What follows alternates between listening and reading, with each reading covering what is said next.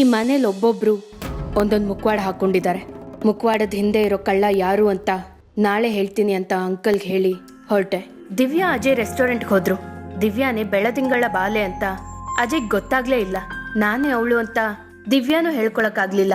Ajay phone ಮಾಡಿ ವಿಗ್ರಹಕ್ಕೂ antique ವಿಗ್ರಹಗಳ smuggling ಕೇಸ್ಗೂ link ಇರೋದು ಕನ್ಫರ್ಮ್ ಅಂತ ಹೇಳ್ದ.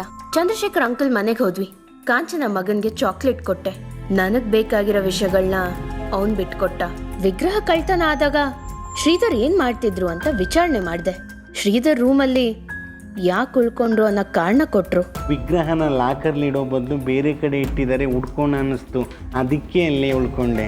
ಮನೆ ಪೇಪರ್ಸ್ ಬ್ಯಾಂಕಲ್ಲಿ ಇಟ್ಟಿರೋದು, ಫ್ಲಾಟ್ ತಗೊಂಡಿರೋದು ಎಲ್ಲ ಹೇಳ್ದೆ. ಪಾಪ ಅಂಕಲ್ ಮಗನೇ ಈಗ ಮಾಡ್ದ ಅಂತ ತುಂಬಾ ಬೇಜಾರಾದ್ರು. ಸುಶೀಲಾ ಆಂಟಿನೇ ಪೇಪರ್ಸ್ ಕೊಟ್ಟಿದ್ದು ಅಂತ ಒಪ್ಕೊಂಡ್ರು. ತುಂಬಾ ಟೆನ್ಷನ್ ಆದ್ರು. ಯಾಕೆ ಅಂತ ನೀವೇ ನೋಡಿ. ನನಗೆ ಗೊತ್ತಿರತ್ತೆ? ನಿಮ್ ಟೆನ್ಷನ್ ನೋಡಿದ್ರೆ ನಿಮಗೆ ಗೊತ್ತಿರಕ್ ಸಾಧ್ಯ.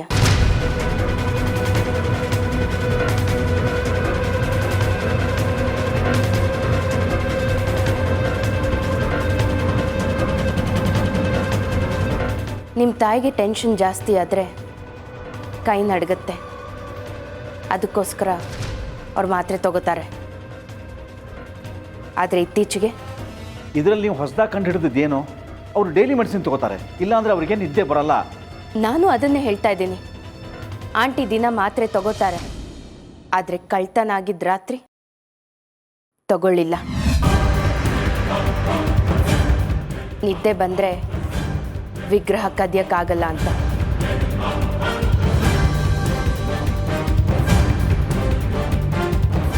ಇಲ್ಲಮ್ಮ, ಹಾಗಾಗಕ್ಕೆ ಚಾನ್ಸೇ ಇಲ್ಲಮ್ಮ. ನನಗೆ ಯಾವುದೋ ಶಬ್ದದಿಂದ ಎಚ್ಚರ ಆದಾಗ ಇವಳನ್ನೇ ಮೊದಲು ಎಪ್ಸಿದ್ದು. ಆದರೆ ಅವಳು ನಿದ್ದೆಯಿಂದ ಹೇಳಲೇ ಇಲ್ಲಮ್ಮ. ಯಾವಾಗ ವಿಗ್ರಹ ಇಲ್ಲ ಅಂತ ಕಿರ್ಚಾಡಿದ್ನೋ ಆಗಲೇ ಇವಳಿಗೆ ಎಚ್ಚರ ಆಗಿತ್ತು. ಇವಳನ್ನ ನಮ್ಮ ಮನೆ ಒಳಗೆ ಸೇರಿಸ್ಕೊಂಡಿರೋದಕ್ಕೆ ನೋಡಿ ಹೇಗೆ ನಮ್ಮ ಮನೇನೆ ಮುರಿಯಕ್ಕೆ ನೋಡ್ತಿದ್ದಾಳೆ. ನಿನ್ನೆ ನಿಮ್ಮ ಜೊತೆ ಮಾತಾಡಿದಾಗ ನೀವೇನು ಹೇಳಿದ್ರಿ ಅಂತ ನೆನಪಿದ್ಯಾ ಸುಶೀಲಾ ಆಂಟಿ? ಇವರೇನೋ ಬಾತ್ರೂಮ್ಗೆ ಹೋಗಿ ಬಂದಿದ್ದಾರೆ, ಆಗ ಶಬ್ದ ಕೇಳಿಸಿದೆ. ಇವರು ಡೀಪ್ ಸ್ಲೀಪಲ್ಲಿದ್ದಿದ್ರೆ ಶಬ್ದ ಕೇಳಿಸ್ತಿರ್ಲಿಲ್ಲ. ನಿಮಗೆ ಹೇಗೆ ಗೊತ್ತಾಯ್ತು ಅಂಕಲ್ ಆಗಷ್ಟೇ ಬಾತ್ರೂಮ್ಗೆ ಹೋಗಿ ಬಂದಿದ್ರು ಅಂತ? ಅಂದರೆ ಅವತ್ತು ನೀವು ಮಲ್ಗೆ ಇರಲಿಲ್ಲ ಅನ್ನೋದು ಸತ್ಯ.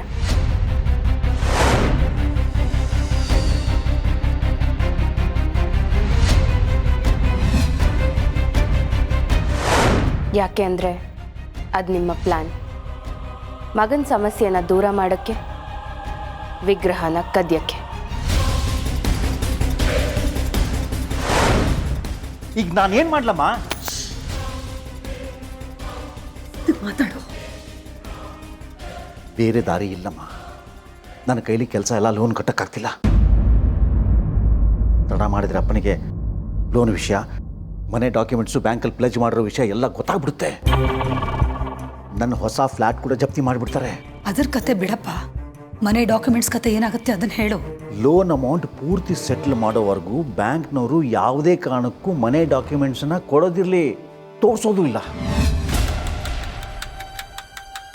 ನೋಡು ಭರ್ತ, ಇನ್ಯಾರಿಂದನೂ ಈ ವಿಷಯ ನಿಮ್ಮ ಅಪ್ಪಂಗೆ ಗೊತ್ತಾದರೆ ತುಂಬ ಕಷ್ಟ.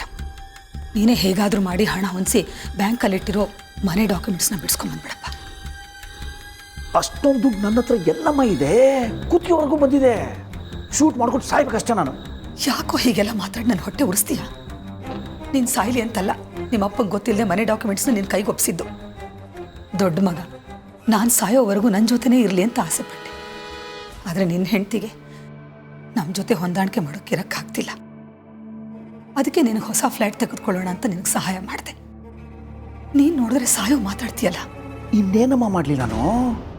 ಬಿಸ್ನೆಸ್ ಲಾಸ್ ಆಗಿ ನಾನೇ ಬೇರೆಯವ್ರ ಹತ್ರ ಕೆಲಸ ಕೇಳೋ ಪೊಸಿಷನ್ನಲ್ಲಿದ್ದೀನಿ. ಹೆಂಡತಿಗೆ ನನ್ನ ಕಷ್ಟ ಅರ್ಥ ಆಗಲ್ಲ. ಅಪ್ಪನ ಮನೆಯಲ್ಲಿರೋ ಶ್ರೀಮಂತಿಗೆ ಮತ್ತು ಸ್ವಾತಂತ್ರ್ಯ ನೀನು ಕೊಡು, ಅಲ್ಲಿವ್ರು ಕರಿಬೇಡ ಅಂತ ಹೇಳ್ತಾಳೆ. ಈ ನಾಯಿ ಪಾಡು ಬದುಕೋ ಬದಲು ಸಾಯಿದೆ ಮೇಲಲ್ವಾ? ಪದೇ ಪದೇ ಸಾಯೋ ಮಾತಾಡಬೇಡವೋ?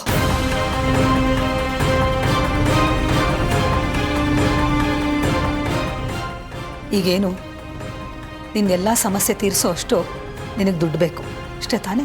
ಅಷ್ಟೇ ತಾನೇ? ಏನಮ್ಮ ಇಷ್ಟೊಂದು ಸಿಂಪಲ್ ಆಗಿ ಹೇಳ್ತಾ ಇದೆಯಾ? ಪರಿಹಾರನೂ ಅಷ್ಟೇ ಸಿಂಪಲ್ ಆಗಿದೆ. ಪ್ಲ್ಯಾನ್ ಸರಿಯಾಗಿ ಮಾಡಬೇಕು ಅಷ್ಟೇ.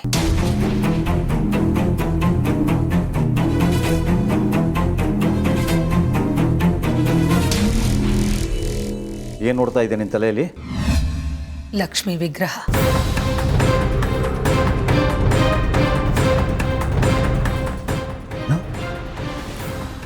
ಲಕ್ಷ್ಮಿ ವಿಗ್ರಹನ?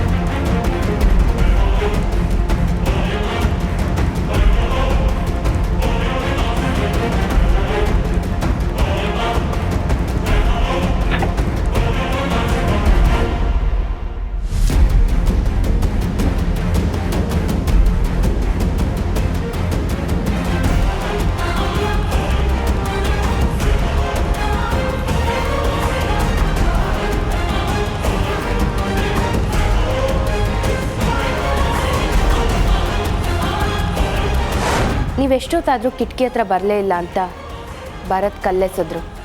ಆ ಶಬ್ದ ಅಂಕಲ್ಗೆ ಕೇಳಿಸ್ತು.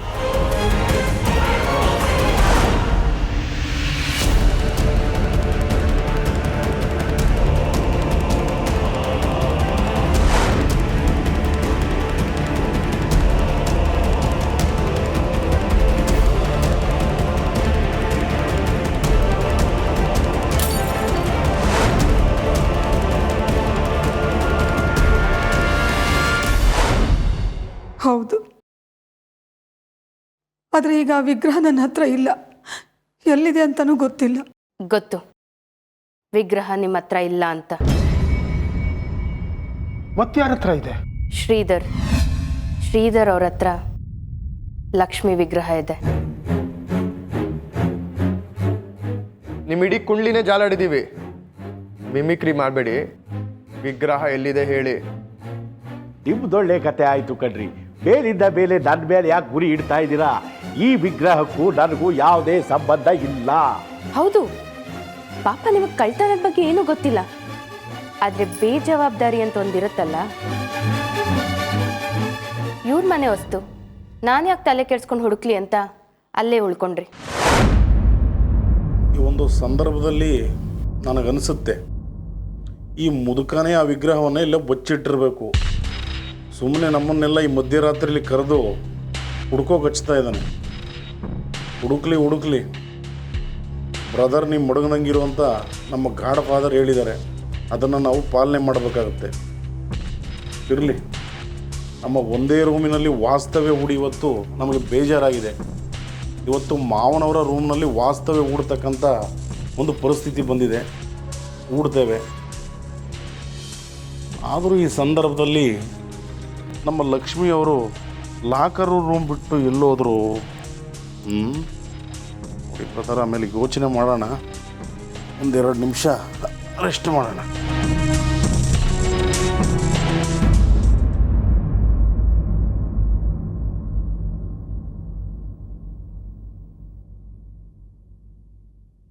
ಅಲ್ಲ, ಮಾವನವ್ರ ಆಸೆಗೆ ನಮ್ಮ ಸ್ವಪಕ್ಷದವ್ರ ಥರ ಮೆತ್ತಗಿರಬೇಕು.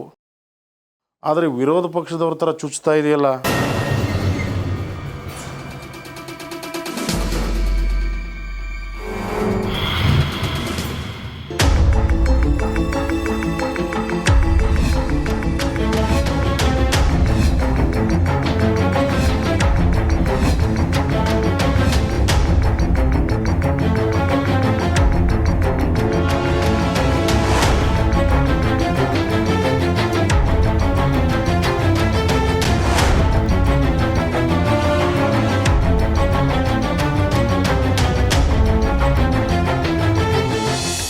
ಅಕಸ್ಮಾತಾಗಿ ನಿಮಗೆ ಲಕ್ಷ್ಮಿ ವಿಗ್ರಹ ಸಿಕ್ತು, ತಗೊಂಡ್ರಿ.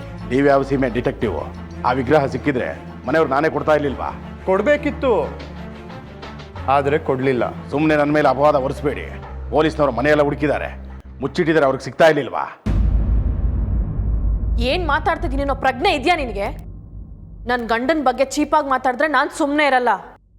ಕಾಂಚನ ಅವರೇ, ಕಿರ್ಚೋದ್ರಿಂದ ಏನು ಪ್ರಯೋಜನ ಇಲ್ಲ. ಅಪ್ಪ ಅಪ್ಪ ಅಪ್ಪ ಅಪ್ಪ ನನ್ನ ಮೊಬೈಲು ಕಾಣಿಸ್ತಿಲ್ಲ, ಅದನ್ನು ನಿನ್ನ ಕದ್ಬಿಟ್ಟ. ಶ್ರೀಧರ್ ಅವರೇ, ಎಷ್ಟು ಸತಿ ಬಾಯಿ ಮುಚ್ಚಿಸ್ತೀರಾ? ತಗೋ ಪುಟ್ಟ, ಓ ನಿಮ್ಮ ಹತ್ರ ಇದೆಯಾ? ಮೊಬೈಲಲ್ಲಿ ಜಾಸ್ತಿ ಆಟ ಆಡಬೇಡ, ಚೆನ್ನಾಗಿ ಓದು.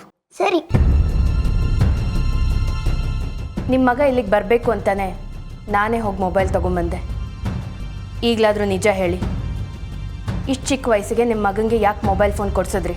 ಅವ್ನು ನನ್ನ ಮಗ, ಕೊಡಿಸ್ಬೇಕು ಅನ್ನಿಸ್ತು ಕೊಡಿಸ್ದೆ, ಅವನು ಖುಷಿಗಾಗಿ. ಇಲ್ಲ, ನಿಮ್ಮ ಸೇಫ್ಟಿಗೆ. ಲಕ್ಷ್ಮಿ ಖಾಲಿ ಆಯಿತು ಅಂತ ಮಾವನ ಮನೆಗೆ ಬಂದರೆ ಸಾಕ್ಷಾತ್ ಲಕ್ಷ್ಮಿನೇ ಸಿಕ್ಬಿಡೋದ? ಆ ನೋಡಿ, ಈ ಲಕ್ಷ್ಮಿಗೂ ಗೊತ್ತು ಯಾರ ಹತ್ರ ಹೋಗ್ಬೇಕು ಅಂತ ಅಲ್ವಾ? ಏನು ಮಾಡೋದು? ಆದರೆ ಈ ಲಕ್ಷ್ಮಿ ಸಿಗೋವರೆಗೂ ಮನೆಯವರೆಲ್ಲ ಸ್ವಯಂ ಸಾಂಗ್ಲಿಯನಾಗಿರ್ತಾರೆ. ಏನು ಮಾಡೋದು? ಏನು ಮಾಡೋದು ಅಂತಂದರೆ ಇದೇ ಥರ ಲಕ್ಷ್ಮೀದು ನಕಲಿ ವಿಗ್ರಹ ತಂದಿಟ್ಟು ಮನೆ ಇತ್ಲೆಲ್ಲೋ ಮೂಲೆಯಲ್ಲೋ ಸಿಕ್ತು ಅಂತ ಹೇಳ್ಕೊಂಡು ಡವ್ ಮಾಡಿ ನಂಬಿಸಿದ್ರೆ ಆಯಿತು. ಶಿವನೇ ಲಕ್ಷ್ಮೀ ಅಮ್ಮ. ಆದರೂ ಈ ಗಲಾಟೆ ಮುಗಿಯವರೆಗೂ ನಿನ್ನನ್ನು ಎಲ್ಲಿಡೋದು? ಎಸ್, ಥ್ಯಾಂಕ್ ಯು ಲಕ್ಷ್ಮೀ ಅಮ್ಮ. ಮಾನವ ಹಕ್ಕುಗಳ ಆದೇಶದ ಪ್ರಕಾರ ಲಕ್ಷ್ಮಿ ಇವತ್ತು ನಮ್ಮ ಸ್ಪರ್ಧೆಗೆ ಬಂದಿದ್ದಾಳೆ. What next? ಲಕ್ಷ್ಮೀ ಲಕ್ಷ್ಮೀ ಭಾಗ್ಯದ ಲಕ್ಷ್ಮೀ ಬರಮ್ಮ ನಮ್ಮ ಪಕಳ್ಳ ಪಕಳ್ಳ ಪಕಳ್ಳ ಪಕಳ್ಳ ಪಕಳ್ಳ ಪಕಳ್ಳ.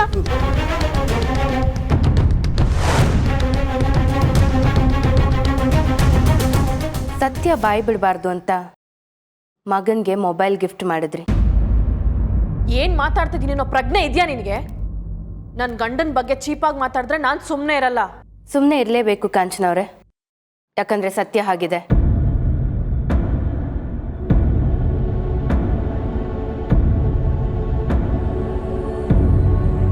ಅಮ್ಮ, ಲಾಕರಿಂದ ವಿಗ್ರಹ ಕದ್ದಿದ್ದು ನೀವಿಟ್ಟಿದ್ದ ಜಾಗದಿಂದ ಕದ್ದಿದ್ದು ನಿಮ್ಮ ಅಳಿಯ. ಸುಮ್ಮನೆ ನನ್ನ ಹೆಂಡತಿ ಮೇಲೆ ಯಾಕೆ ಅನುಮಾನ ಪಟ್ರೆ? ನಾನು ಹೇಳ್ತೀನಿ, ನಿಮ್ಮ ಹೆಂಡತಿ ಬಡ್ತನ ಚಂದ್ರು ಅಂಕಲ್ ಸುಮಾನ ನೋಡಿದ್ದು, ಎಲ್ಲಕ್ಕಿಂತ ಹೆಚ್ಚಾಗಿ ಆಂಟಿಗೆ ಸುಮಾನ್ ಕಂಡ್ರೆ ಇಷ್ಟ ಇಲ್ಲ. ಅದಕ್ಕೆ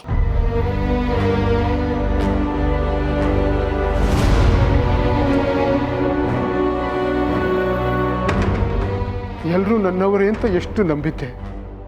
ಅಳಿಯನಿಗೆ ಮನೆ ಮಗನ ಸ್ಥಾನ ಕೊಟ್ಟಿದ್ದೆ. ಆದರೆ ಇವರು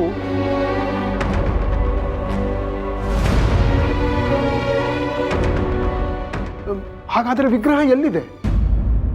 ವಿದ್ಯಾಧರ್ ಅವರೇ, ಆ ಹಳೆ ರೇಡಿಯೋನ ತೊಗೊಂಬರ್ತೀರಾ? ಸರಿ ಮೇಡಮ್.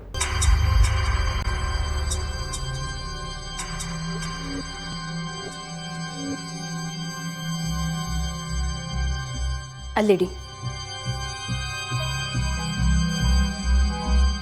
ಹಿಂದ್ಗಡೆ ಓಪನ್ ಮಾಡ್ತೀರಾ ಪ್ಲೀಸ್?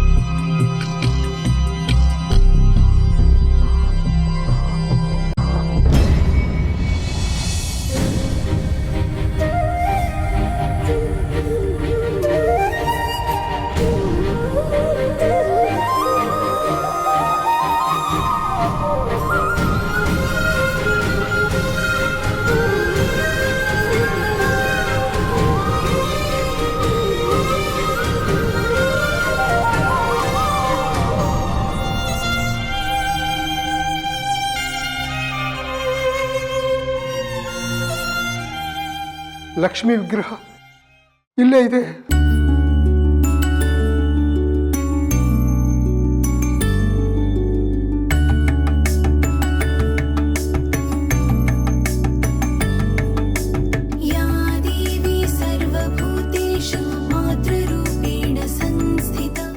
ಅಂಕಲ್, ನಿಮ್ಮ ಮನೆ ಗೌರವ, ನಿಮ್ಮ ವಂಶದ ಪ್ರತಿಷ್ಠೆ ತಗೊಳ್ಳಿ.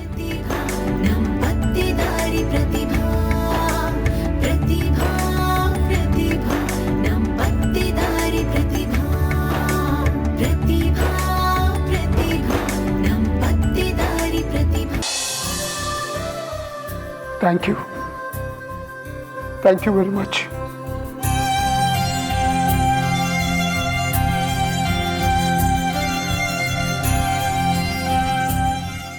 ಸುಶೀಲಾ ಆಂಟಿ, ತಪ್ಪು ತಿಳ್ಕೊಬೇಡಿ. ಅಪ್ಪ ಅಮ್ಮ ತಮ್ಮ ಮಕ್ಕಳಿಗೆ ಸಂಸ್ಕಾರನ ಭದ್ರವಾದ ಬುನಾದಿ ಹಾಕ್ಕೊಡ್ಬೇಕು. ಆದರೆ ತಾಯಿಯಾಗಿ ನೀವೇ ನಿಮ್ಮ ಮಗನಿಗೆ ಕಳ್ತನದ ಐಡಿಯಾ ಕೊಟ್ರಿ. ಶ್ರೀಧರ್ ಅವರೇ, ನಿಮ್ಮ ಮಗ ಸತ್ಯ ಹೇಳಬಾರ್ದು ಅಂತ ಬಾಯಿ ಮುಚ್ಚಿಸಿದ್ರಿ. ನಾಳೆ ಅವನ ಭವಿಷ್ಯ ಸುಳ್ಳಿನ ಕಂತೆ ಆಗುತ್ತೆ ಅಂತ ನೀವು ಯಾಕೆ ಯೋಚನೆ ಮಾಡಲಿಲ್ಲ? ನಿಮ್ಮ ತಂದೆ ನೆನಪಿನ ರೇಡಿಯೋ ಹಾಡ್ತಾ ಇರಲಿಲ್ಲ, ಆದರೆ ನಾನು ಕೊಟ್ಟ 2 ಚಾಕ್ಲೇಟ್ ಅವ್ರ ತಂದೆ ಹಾಡು ಮಗ ಹಾಡ್ದ. ಅಪ್ಪ, ನಿನ್ ರೇಡಿಯೋ ಒಳಗಡೆ ಏನಿಟ್ಟೆ ಅಂತ ಗೊತ್ತಾಯ್ತು. ಅದಕ್ಕೆ ಗಂಡ್ಲ ಬಾಯಿ ಮುಚ್ಕೊಂಡಿರ್ಲಿ ಅಂತ ಲಾಲಿಪಾಪ್ ಕೊಟ್ಟಿರೋದು. ಲಾಲಿಪಪ್ಪು ಲಾಲಿ ಆಡ್ಗೆಲ್ಲ ಜಗಲ್ಲ ನಾನು. ನನಗೆ ಮೊಬೈಲ್ ಫೋನ್ ಕೊಡ್ಸೋ, ಆಟ ಆಡ್ಬೇಕು ನಾನು. ನೀನು ಹುಟ್ಟಿದಾಗಲೇ ಜ್ಯೋತಿಷಿ ಹೇಳಿದ ಕಂಡ್ಲ, ನಿನ್ನ ಮಗನೇ ನಿನಗೆ ಕಂಟಕನಾಯ್ತಾನೆ ಅಂತ. ಶಿವನೇ ಬಾಲಕಂಟಕೇಶ್ವರ.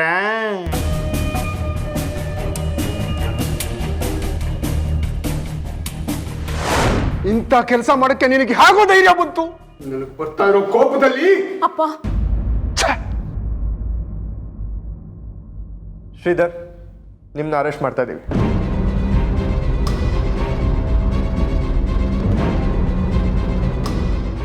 ಪ್ಲೀಸ್ ಅರೆಸ್ಟ್ ಮಾಡಬೇಡಿ. ನನ್ನ ಮಗಳ ಭವಿಷ್ಯ ಇವನ ಮೇಲೆ ಡಿಪೆಂಡ್ ಆಗಿರೋದು. ನಮಗೆ ವಿಗ್ರಹ ಸಿಕ್ತಲ್ಲ, ಅಷ್ಟೇ ಸಾಕು. ಕ್ಷಮಿಸಿ ಸರ್. ಶ್ರೀಧರ್ ಬರೀ ನಿಮ್ಮ ಮನೆ ವಿಗ್ರಹ ಕದ್ದಿದ್ರೆ ಕ್ಷಮಿಸ್ಬಿಡ್ಬೋದಿತ್ತು. ಆದರೆ ಆಂಟಿಕ್ ವಿಗ್ರಹಗಳನ್ನ ಕದ್ದು ಬೇರೆ ದೇಶಕ್ಕೆ ಸ್ಮಗಲ್ ಮಾಡ್ತಿದ್ದ ಟೀಮ್ನಲ್ಲಿ ನಿಮ್ಮ ಅಳಿಯನು ಒನ್ ಆಫ್ ದಿ ಪಾರ್ಟ್ನರ್. ಇಲ್ಲ, ನಾನು ನಂಬಲ್ಲ. ಎಲ್ಲದಕ್ಕೂ ಸಾಕ್ಷಿ ಇದೆ ಕಾಂಚನ. ಅಷ್ಟೇ ಅಲ್ಲ, ಇವನ್ಗಿರೋ ಮಿಮಿಕ್ರಿ ಟ್ಯಾಲೆಂಟ್ನ ದುರುಪಯೋಗ ಪಡಿಸ್ಕೊಂಡು ತುಂಬ ಕ್ರೈಮ್ಸ್ಗಳಲ್ಲಿ ಇನ್ವಾಲ್ವ್ ಆಗಿದ್ದಾನೆ. ನಾನು ಡೈವರ್ಟ್ ಆಗಲಿ, ಭರತ್ ಮೇಲೆ ನನಗೆ ಅನುಮಾನ ಬರಲಿ ಅಂತ ಭರತ್ ವಾಯ್ಸಲ್ಲಿ ನನಗೆ ಫೋನ್ ಮಾಡಿದ್ರು. ನನ್ನ ನೋಡ್ಕೋತೀನಿ ಅಂತಲೂ ಹೇಳಿದ್ರು. ಅಲ್ವಾ ಶ್ರೀಧರ್? ನೀವೇ ಇರ್ಬೋದು ಅಂತ ಅನುಮಾನ ಬಂತು. ಆದರೆ ನಿಮ್ಮ ರೂಮಲ್ಲಿ ಸುಶೀಲಾ ಆಂಟಿಗೆ ಭರತ್ ವಾಯ್ಸಲ್ಲಿ ಉತ್ತರ ಕೊಟ್ರಲ್ಲ, ಆಗ ಕನ್ಫರ್ಮ್ ಆಯ್ತು.